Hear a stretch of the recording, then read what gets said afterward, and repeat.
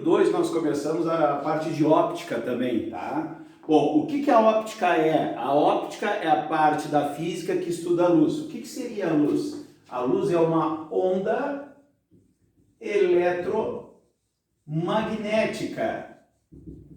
O que isso quer dizer? Pelo fato de ser uma onda, tem as propriedades das ondas, que a gente vai ver mais adiante. Mas uma delas é a reflexão. Tá? Então eu consigo refletir, reflexão, refração. Tá? Tem interferência, tem polarização, tá? Tem difração. Tá? Mas os mais importantes para nós é a reflexão e a refração. A reflexão por causa do estudo dos espelhos e a refração por causa do estudo das lentes. E pelo fato de ser uma onda eletromagnética, as ondas eletromagnéticas elas podem se propagar até no vácuo. E daí a gente pensa assim, ó, nós recebemos luz do Sol. Entre o Sol e a Terra não existe nada, é vácuo. E a luz consegue se propagar porque é uma onda eletromagnética.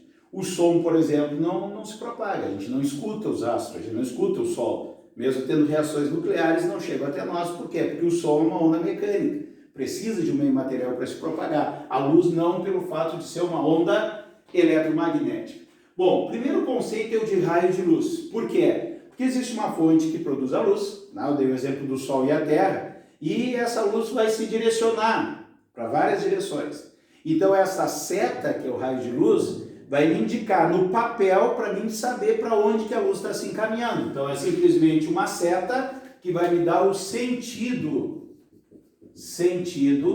da propagação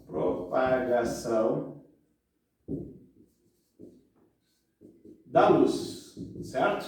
Bom, isso é uma seta, mas na realidade, quando nós temos uma fonte de luz, saem vários raios de luz, certo? E a gente pode classificar essa quantidade de raios de luz como feixe de luz. O feixe de luz pode ser paralelo, pode ser divergente ou pode ser convergente. Vou trazer uns exemplos práticos para a gente poder entender isso. Um refletor, no caso de um show, existem aqueles refletores com luz verde, refletores com luz amarela, refletores com luz vermelha. Aquilo ali não é para iluminar o palco, é apenas para um efeito de beleza para o espetáculo. Então a gente observa que sai aquele cilindro de luz verde, aquele cilindro de luz vermelha, porque os raios de luz saem do holofote e não se abrem. Eles permanecem o quê? De maneira paralela. Então o que acontece com os raios de luz? Os raios de luz eles são paralelos. Ah, como é que se constrói isso? Internamente pode ser com espelho parabólico. É o caso dos faróis do carro, né? Só que os faróis do carro se faz um esquema para a luz ser jogada toda para frente. Depois tem uma lente, que esta lente abre os raios, sendo divergente, para poder iluminar aquela parte que interessa na estrada. Então aqui eu teria como se fosse um cilindro de luz, que os raios são paralelos. Uma lanterna, por exemplo, se eu pegar uma lanterna, colocar perto do quadro, eu vou ver uma iluminação assim da lanterna, uma luz assim, ó, lanterna próxima. Se eu me afasto, eu afasto a lanterna do quadro, já vejo uma iluminação maior. Por quê? Porque a iluminação da lanterna seria algo desse tipo, assim, ó. Ela é um cone, certo? Então, se ela estiver próxima, o que acontece? Eu tenho uma roda de luz pequena. Se ela está afastada, a roda de luz é maior. O que seria um feixe de luz divergente? Eu coloquei uma vela aqui, tá? Faltou luz. Tá? Hoje, eu acho que as pessoas nem usam mais vela. Antigamente faltava luz, pegava uma vela e botava no centro da sala. Aquela vela ilumina o teto, ilumina o chão, ilumina uma parede da frente, a de trás, a da direita, a da esquerda. Ilumina toda a volta. Ah, é pouca intensidade? É, mas ilumina toda a volta. Isto mostra que sai luz da vela para todas as direções. Ou seja, esses raios de luz divergem da chama da vela. Então se diz que o feixe de luz ele é divergente. Tá? E o feixe de luz convergente, o exemplo mais prático que eu posso dar para vocês, é a questão de uma lupa. Tá? Muitos de vocês, quando eram pequenos, já devem ter matado uma formiga com uma lupa. Como é que se faz isso? Num dia de sol, pega a lupa e a gente aproxima a lupa da parede e vocês vão observar uma rodinha de luz ali. Ou seja, aquela rodinha de luz nada mais é do que a imagem do Sol. Tá? Chegou ali, os raios se fecharam e projetamos a imagem do Sol, mas aparece uma luzinha branca. Então, quando eu coloco essa lupa, então eu tenho uma projeção do Sol. Como os raios solares são paralelos, eles chegam de maneira paralela à lente, e o que vai acontecer? Eles se fecham num determinado ponto. Vai lá, eles se fecham num determinado ponto, certo? Então eu tenho um feixe de luz, o que é? Um feixe de luz convergente, tá? Se eu colocar aqui o dedo aqui, eu vou queimar o dedo, vai aquecer, porque eu tenho uma concentração dos raios de luz. Ou seja, eu tenho uma concentração de luz e uma concentração de calor ao mesmo tempo. Tá? Eu dei uma riscadinha aqui, eu vou apagar, né, que eu estava mostrando a lanterna para vocês.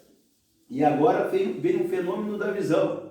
Tá? Porque eu falei que luz é uma onda eletromagnética, mas para que serve? A luz sensibiliza nossos olhos, ou seja, nos dá o fenômeno da visão. Bom, todo mundo sabe, se está em casa de noite, apagar todas as luzes, nós não enxergamos. Então nós necessitamos da luz para enxergar. Durante o dia, a luz do sol. Durante a noite, nós temos luz artificial, mas se não tiver luz nenhuma, nós não enxergamos. Como é que funciona isso? A luz tem que chegar até o fundo do nosso olho, onde tem uma tela para formar a imagem. Esta tela é a retina. A gente vai ter uma aula só sobre o olho humano. Então, no fundo do olho tem uma tela que tem que ser formada a imagem, tem que chegar até lá, certo? Depois a gente vai ver o olho humano, como que funciona. Tem que ter um orifício para entrar a luz, que é a pupila. Tem que ter uma lente convergente, que é o cristalino, tá? Então a gente vai ter uma aula só sobre o olho humano. Então a luz chega lá no fundo e forma uma imagem. Então eu preciso de luz. Então o objeto tem que me fornecer luz para me poder enxergar. Mas esse pincel, por exemplo, vocês estão enxergando, não é porque ele tem uma luz própria. Vocês estão enxergando esse pincel aí na casa de vocês, porque a luz vem das luminárias, bate no pincel e leva a luz do pincel até os olhos de vocês. Certo? De noite apaga as luzes, eu não enxergo mais. Então os objetos refletem a luz para chegar nos meus olhos para mim poder enxergar. Agora existem objetos que não precisam refletir a luz. De manhã cedo eu acordo, saio na rua e olho, bah, que sol bonito. Eu estou enxergando o sol pela própria luz dele. Aqui em cima eu tenho uma luminária, eu estou enxergando ela. Poderia estar toda a sala apagada e só ela ligada. Eu iria enxergar ela com a luz própria dela. Então, tudo que eu enxergo são chamadas de fonte de luz. Agora, quando eu enxergo através da luz própria do objeto, se diz que é uma fonte de luz primária. Então, a fonte de luz primária é aquela que tem luz própria. É aquela que tem luz própria. E uma fonte de luz secundária é aquela que me reflete a luz. Reflete a luz, certo? Exemplos de fonte de luz primária: o sol, uma lâmpada ligada, certo? Secundária, o que seria uma fonte de luz secundária? Pode ser a caneta de vocês, o caderno, as pessoas, a porta da casa de vocês. Tudo isso aqui, se faltar a luz de noite, eu não enxergo mais. Eu só estou enxergando porque a luz está batendo nesses objetos e refletindo para os meus olhos. Uma coisa interessante é a questão da lua. Tá? Então, em Romanos fala assim, o casal na beira do lago, à luz do luar. Isso só em literatura existe. Porque a lua não tem luz, ela reflete a luz do sol. Tá? Daí a gente consegue entender as fases da lua lá, que se estuda mais na geografia, mas na física também a gente dá uma olhadinha. Então o que acontece aqui? A lua é uma fonte de luz secundária, certo? Um vagalume. Vagalume é primário ou secundário? Depende. Se eu estou no mato, no escuro, quando eu vejo o vagalume ali, eu vi a luz dele. Naquele momento que ele ligou a luz, ele é primário, é luz própria. Quando ele apaga a luz, ele desaparece no escuro. Daí não tem luz própria naquele momento que ele apagou a luz. Então ele vai ser primário, secundário, primário, secundário, primário, secundário. Tá? Mas no momento que ele liga a luz, ele é primário. Nós temos os materiais fosforescentes. Tá? Muitas vezes o interruptor da luz, tu chega de noite e consegue visualizar aquele interruptor. Eu sempre falo, as meninas têm estrelinhas no teto, não é? Apaga a luz com aquelas estrelinhas no teto, os guri tem caveirinhas na parede. Apagou a luz e a caveirinha funciona. Só se tu dormir e passar um tempo, no meio da madrugada tu acordar, desapareceu as estrelinhas no escuro. Desapareceu as caveirinhas no escuro. Porque os materiais fosforescentes, a explicação está lá na química, os elétrons pulam para camadas mais externas quando recebem energia. Então, esses materiais fosforescentes, quando recebem luz, os elétrons vão para camadas mais externas. Eles estão absorvendo energia. Quando tu desliga a luz, o que acontece?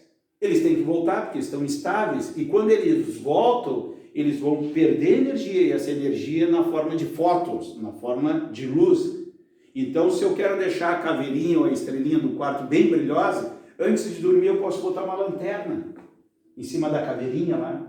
Daí ele está recebendo luz e os elétrons estão pulando cada vez mais elétrons para fora. Quando eu apago a luz, aquela caveirinha vai ficar bem brilhosa, porque vai ser maior quantidade de elétrons para voltar para a sua camada de origem, devido à instabilidade.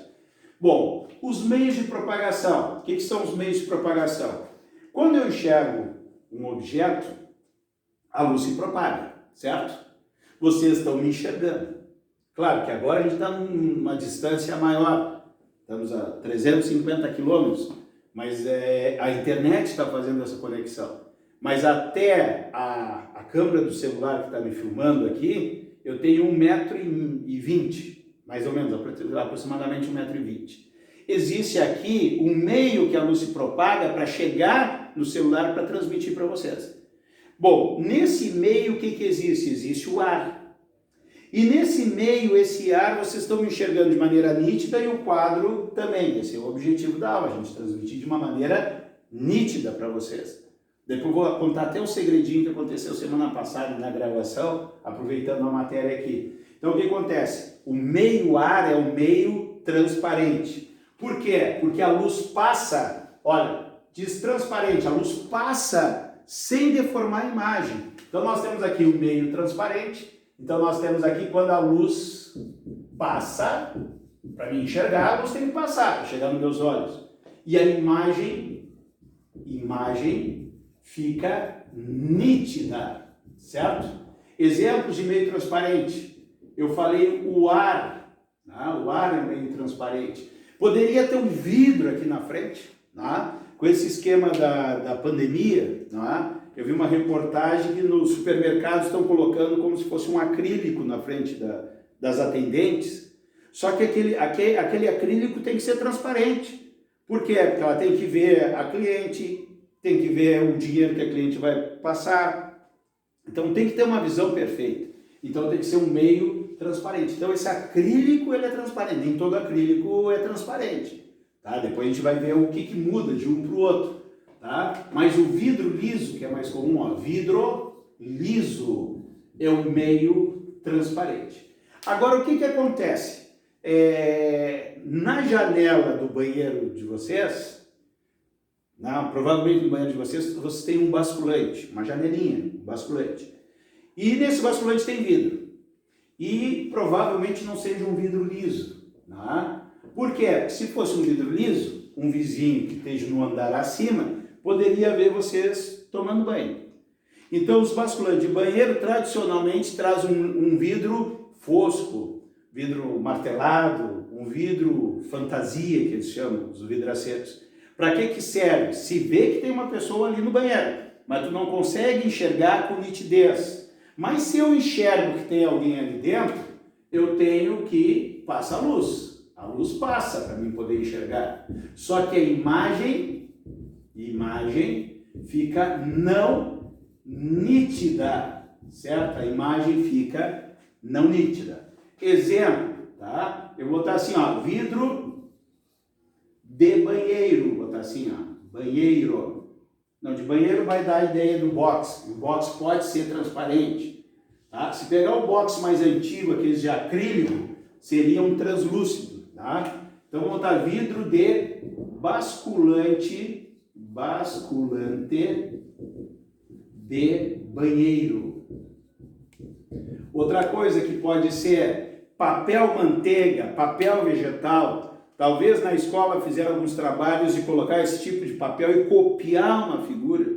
né? Geralmente na época da geografia lá do ensino fundamental, copiar um mapa, a gente coloca aquele papel e a gente copia, mas volta e meia tem que dar uma olhadinha se está certo, porque a gente não vê com nitidez. Então é um meio translúcido. Vou botar aqui papel vegetal. Olha lá, papel vegetal. Falei que ia contar uma historinha para vocês, tá? Vocês que estão assistindo às aulas, se vocês pegarem a aula eu acho que de análise de circuitos na semana passada, vocês vão ver que o final da aula a imagem está muito nítida. E no início da aula a imagem não está tão nítida, está mais translúcida. Porque o meio que estava aqui, vocês vão ter a sensação que eu comecei a aula na serração. E de uma hora para outra abriu a serração e vocês conseguiram enxergar a aula boa. Tá? Qual foi o truque? Qual foi os efeitos especiais daquela aula? Os efeitos especiais daquela aula é porque com essa questão da pandemia, a gente tenta passar álcool toda hora em tudo, né? E eu resolvi passar no meu celular, no dia anterior, álcool gel. E criou aquela película, e o álcool gel a gente vê até dentro do frasco que ele é ondulado. Então criou aquela película, eu filmei e aquilo me deu um meio translúcido, porque não era bem uma película bem limpinha. E no meio das gravações eu percebi isso. E daí eu limpei a tela do celular. Como eu fiz hoje, antes da aula para vocês, já passei o álcool líquido para limpar, para ter uma imagem melhor. Então quem viu a aula lá de circuitos elétricos, de associação de resistores, vocês vão ver que parece que está uma serração no início da aula, porque a aula é feita em pedaços aqui por causa do quadro que é limitado. Tá? Então, quando de um quadro para o outro, eu apago o quadro, eu encho o quadro, e daí eu limpei a câmera, e daí vocês vão ver que a imagem ficou bem boa. Por quê? Porque o meio aqui ficou transparente, que é a lente da câmera. Né? Antes estava translúcida, porque tinha uma camada de álcool gel em cima. Tá? Bom, no opaco, o que é opaco? Se eu pegar um objeto qualquer, aqui ó, olha só, pegar aqui, botar, estão enxergando a ponta da caneta, eu vou colocar a ponta da caneta atrás dessa embalagem de algodão aqui, ó. Quando eu coloco atrás dessa embalagem de algodão, vocês não enxergam mais. Por quê?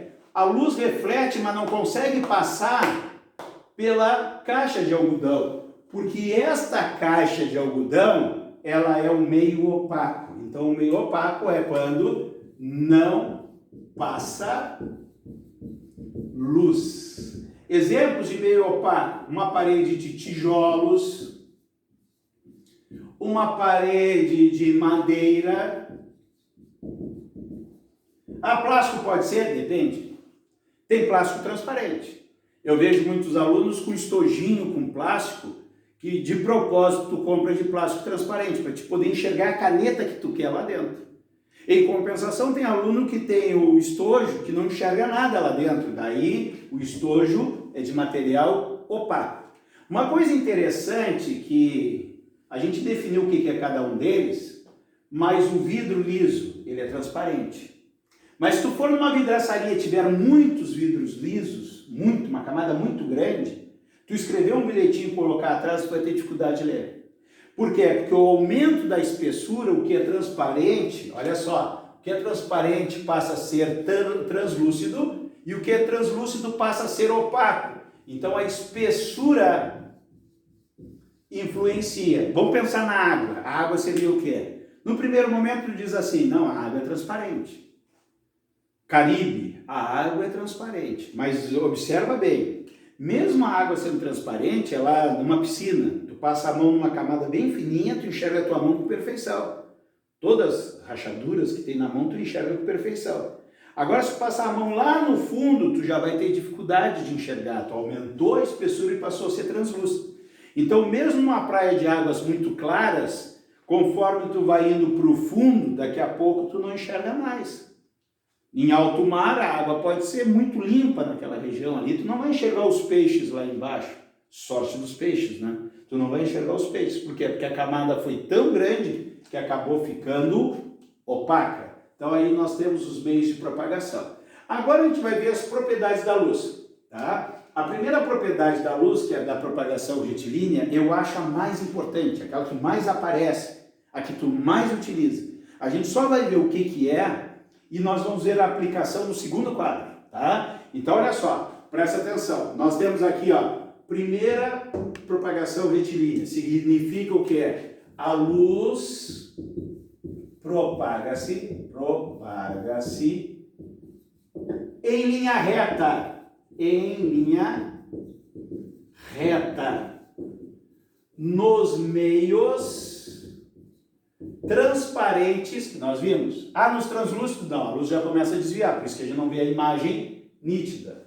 Nos meios transparentes e homogêneos. Tá? Então a luz se propaga assim, em linha reta nos meios transparentes e homogêneos. Se eu tiver uma fonte de luz na frente de um paredão aqui, ó, ele vai iluminar toda a parede. Então eu tenho a luz, um paredão ilumina toda a parede.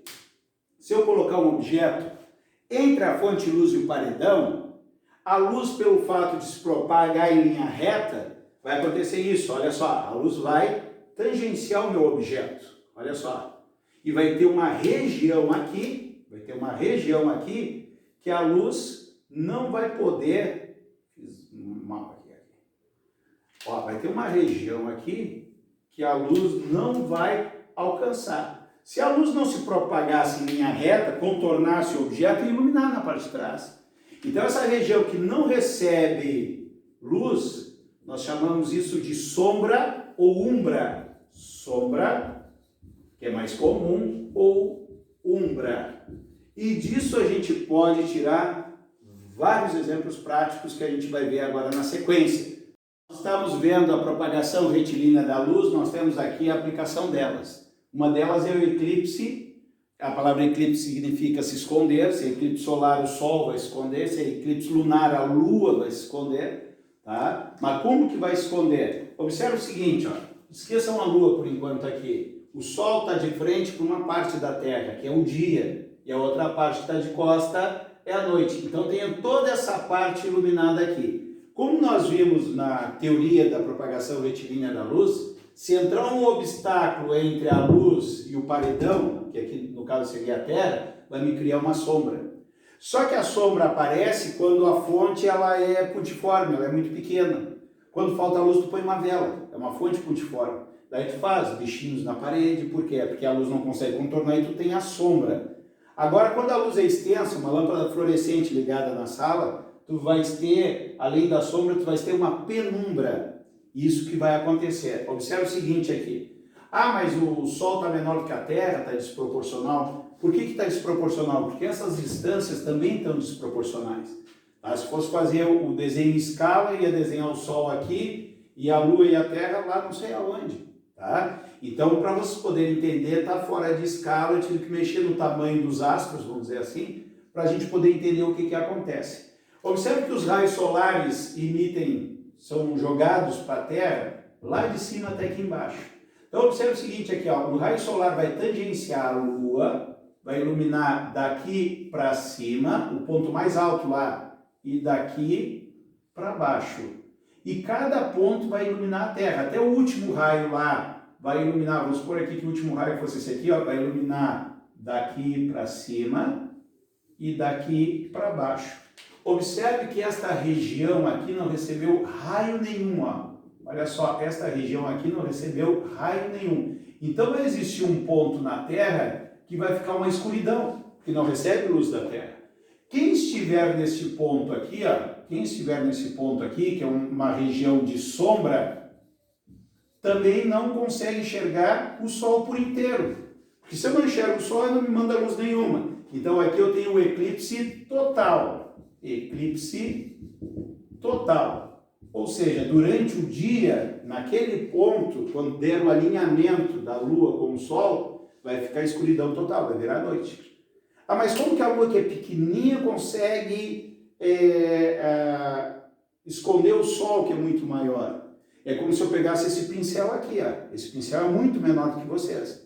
Então, se eu aponto para uma pessoa que está próxima, ele não tapa essa pessoa, mas se essa pessoa começa a se afastar, daqui a pouco o pincel fica maior que a pessoa e a pessoa se esconde atrás do pincel. Isso se chama perspectiva. O pessoal faz muita brincadeira com fotografia, o pessoal segurando o sol, tá? Aqui a gente tem a Praia do Cassino, o pessoal vai lá e faz como se estivesse agarrando um navio que está entrando na barra aqui de Rio Grande.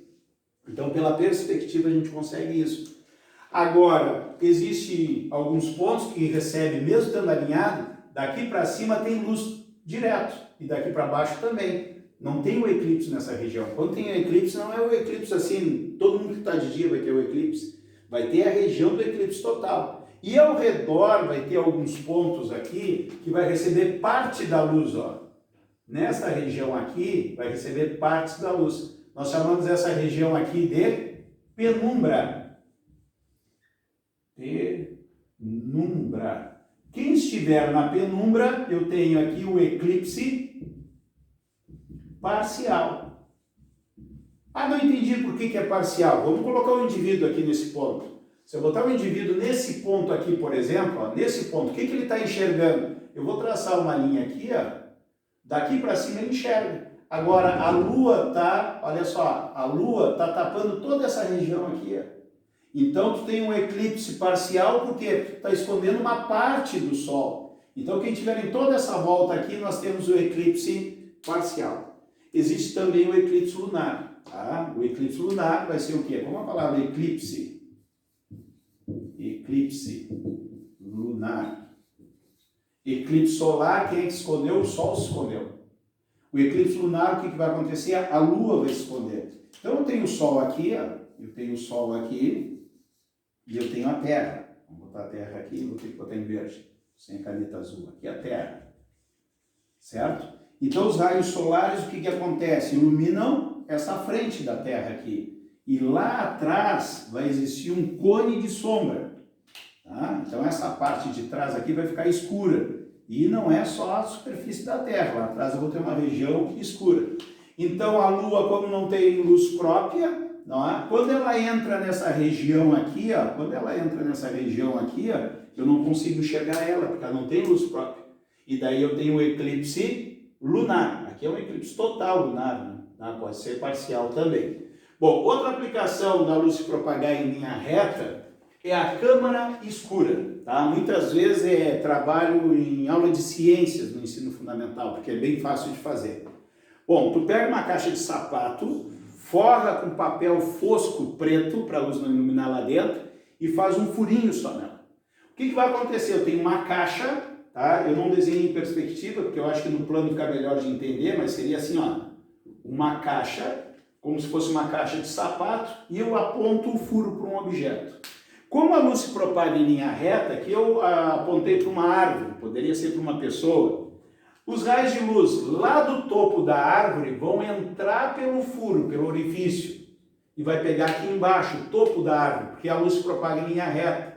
Em compensação, lá da raiz vai pegar lá na parte de cima. E eu vou ter esta situação aqui. Observe que o objeto ficou de cabeça para baixo. Na aula de ciências, o que acontece? Faz a caixa, forra ela de preto e faz o furo na frente. Mas como é que tu vai saber como é que está a imagem lá dentro? Se recorta os fundos da caixa, eles colocam um papel vegetal, um papel manteiga, e a imagem vai ser vista ali pelo aluno. Esse é o princípio de funcionamento da máquina fotográfica. Tá? Hoje nós temos máquinas fotográficas digitais embutidas em nossos celulares, tá? Mas a luz tem que entrar lá dentro para fazer esse registro. Antigamente a máquina fotográfica tinha um material sensível à luz, que nós chamávamos de filme. Então o filme era enrolado assim, ó, e ficava o orifício fechado. Tu apontava para o objeto, muitas vezes era um familiar, olha o passarinho, vou bater a foto, tinha que te preparar, porque era só o tempo de abrir para a imagem entrar e fechar. Então tu apertava um botão, e quando apertava o botão, abria e fechava. Quando abria, manchava o filme, e daí o cara dava uma catraca para passar para outra parte. Tá? Bom, o que acontece? As máquinas fotográficas são assim, tu vai tirar uma foto do teu celular, o orifício está fechado. Quando tu aperta o botãozinho, só que agora tudo é eletrônico, tu abre para a imagem entrar, certo? Bom, o que acontecia? Tá? nos celulares hoje tu tem lá, põe flash automático, tu tira flash, né? Antigamente as máquinas fotográficas não tinham flash, tá? E o que acontecia? Tu tirava uma foto na rua, no sol, saía muito legal. Os celulares mais antigos, as primeiras câmeras celulares que tiravam foto era VGA, uma definição muito ruim. Então tu tirava uma foto na rua, ficava legal. Agora dentro de casa ficava um horror. Por quê? Porque não tinha um flash. Porque para a gente enxergar tem que ter luz. Para chegar lá no fundo para registrar a minha foto, tem que entrar luz no celular, tem que entrar luz na máquina fotográfica. Então eu preciso de mais luz se eu estou num lugar fechado. Então eu preciso jogar luz, daí inventar o flash. Jogar luz no objeto para refletir mais lá dentro. Daí surgiu um grande problema. Muitos anos atrás, né, vocês talvez estavam nascendo, a gente tirava foto em casa, saía todo mundo de olho vermelho. Pagava um fotógrafo, não saía de olho vermelho. Por quê? Porque o fotógrafo não tinha o flash junto com o aparelho. Tu olhava para o aparelho e o flash estava em outra posição. Em casa o flash era embutido na máquina fotográfica. Então quando tu lançava a luz para cima da pessoa que estava olhando para tirar a foto, a nossa pupila, o que acontece? A nossa pupila está aberta, entrava muita luz pela pupila e refletia os vasos sanguíneos dos olhos. Daí inventaram o flash duplo. Se vocês quando forem bater uma foto, vocês vão perceber que dá uma luz e dá outra luz e bate a foto. Então hoje sai uma luz primeiro, daí a pupila quando recebe essa luz ela se contrai, depois a gente vai ver que quando a gente entra num lugar de muita luz a pupila se fecha e depois lança a luz para se tirar a foto, para reduzir os olhos vermelhos. Tá? Outra aplicação que nós temos aqui, e tem uma relação isso aqui, ó. Observe que formou dois triângulos. Daí entra lá em semelhanças de triângulos na matemática, certo? Para um triângulo ser semelhante, o critério mais usado é ter os três ângulos iguais. E como a soma dos ângulos dentro de um triângulo interno tem que dar 180 graus, se eu tiver dois ângulos iguais, é certo que o terceiro é. Então se eu achar dois ângulos iguais, por OPV, esse ângulo é igual a esse, eu acho outro ângulo aqui, que são iguais, porque aqui são retas paralelas, e aqui eu tenho uma transversal, eu já sei que eu tenho uma semelhança de triângulos. Daí eu posso fazer a altura do maior, que aqui é do objeto. A altura do objeto está para a altura da imagem, assim como a distância do objeto está para a distância da imagem. Como se fosse matemática semelhança de triângulos. Só uma observação, eu uso essa nomenclatura DO para o aluno já ler, distância do objeto, e DI, distância da imagem. Tradicionalmente, os livros de física usam a letra P para a distância do objeto e a letra P' para a distância da imagem. Tá? Então, as minhas fórmulas tudo vão aparecer. DO, tu já sabe da distância do objeto. DI, distância da imagem.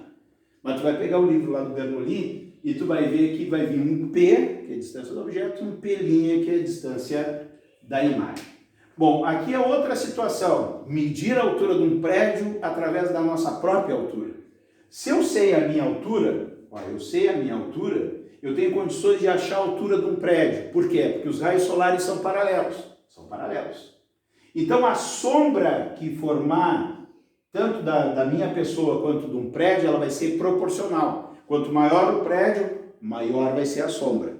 Porque formam dois triângulos semelhantes à sombra. Observe que aqui eu tenho um ângulo de 90 graus, certo?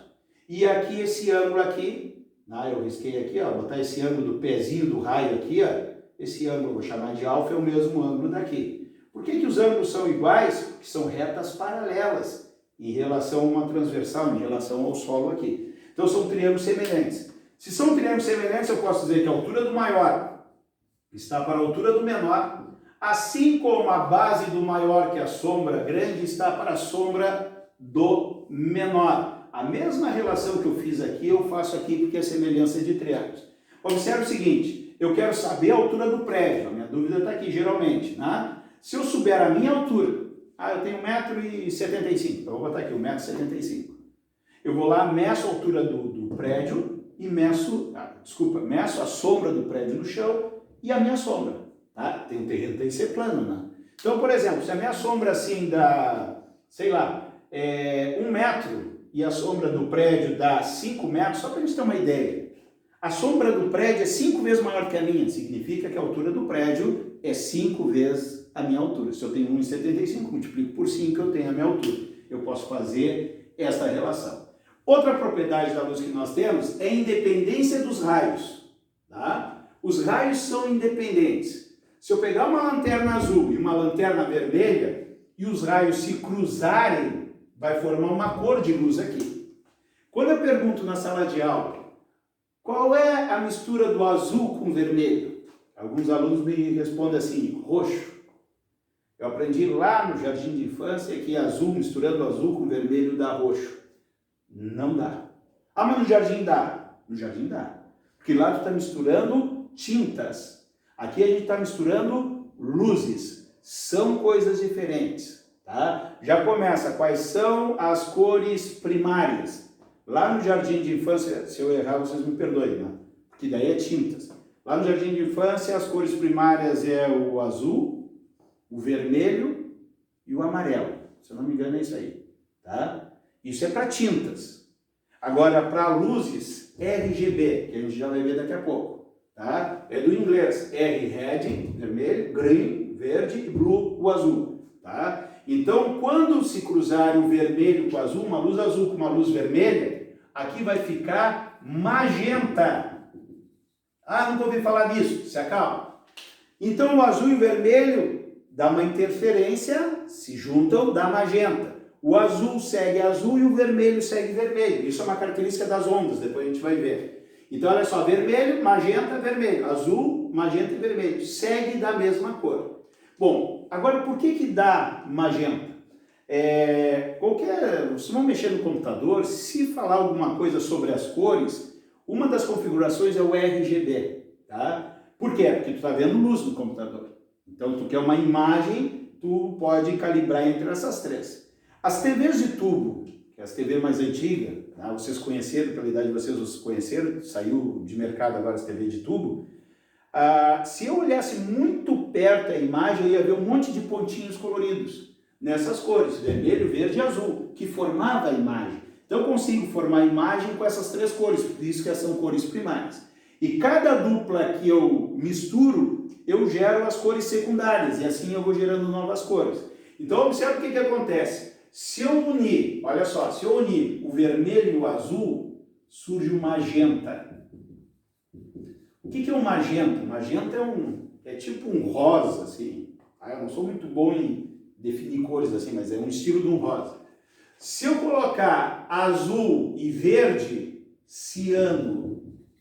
O ciano é um azul bem clarinho puxado para o verde. Só para vocês poderem imaginar. Tá? E se eu misturar o vermelho e o verde, eu vou ter o amarelo. Se algum dia alguém pegou um cartucho de impressora, tá? É outra coisa que a gente não se usa muito agora, né? Tinha as cores ali, que era justamente essa, magenta, ciano e amarelo, para formar as tintas. Tá? Para ficar bem claro que tintas é uma cor e luz é outra, se eu misturar todas as cores em luz, me dá o branco. Se eu misturar todas as cores, pegar lá na escola lá, as cores primárias lá, o azul, o vermelho e o amarelo, misturar tudo, vai sair um marrom, vai sair um preto. Então, tinta escurece, em luz fica claro, tá? Então, são coisas diferentes. Já caiu no Enem essa questão aqui, tá? E a reversibilidade dos raios é o seguinte, eu vou dar uma situação bem prática aqui, tá? Para vocês poderem perceber. Olha só, eu tenho aqui algo que é opaco. Se isto é opaco, o indivíduo verde não enxerga o indivíduo vermelho. Nem o vermelho enxerga o verde.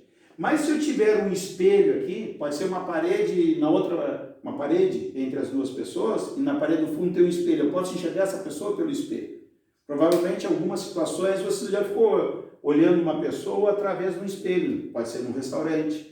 Pode ser no automóvel, tu no banco de trás, lá no Uber, lá, o motorista conversando contigo, tu vai olhar para o espelho para enxergar os olhos do motorista, tu vai saber exatamente o instante que ele está conversando contigo, que ele está olhando para ti. Isso é essa propriedade, vocês vão ver agora. Eu só enxergo alguma coisa quando chega a luz dessa coisa nos meus olhos. Então o indivíduo que eu vou chamar de A, que é verde, ele só vai enxergar o vermelho se a luz do vermelho bater no espelho e for nos olhos dele. Nesse momento ele está enxergando o cara B, que é o vermelho, porque a luz do vermelho bate no espelho e vai lá no verde. Mas a luz, né, isso é importante, mas a luz, invertendo o sentido, ela continua na mesma trajetória. Então a trajetória da luz verde vai ser a mesma da vermelha, que vai chegar nos olhos do cara vermelho. O vermelho vai enxergar o verde. Isso significa, se eu enxergo os olhos de alguém no espelho, significa que esse alguém também está me enxergando pelo princípio da reversibilidade dos raios da luz. Que, trocando essa palavra complicada aqui, seria o seguinte, invertendo o sentido da luz, a trajetória dos raios é a mesma. Olha só, se o sentido do vermelho era esse para cá, eu inverto o sentido, vai cair no mesmo lugar. Então isso até no trânsito, tu na sinaleira, tu parou atrás de um carro, tu olha o retrovisor do motorista da frente, tu está vendo a orelha do cara e não está te enxergando. Agora, se tu olhar para o retrovisor do cara ali que está na tua frente, tu enxergar os olhos dele, ele está te olhando através do retrovisor. Esta é a terceira propriedade da luz.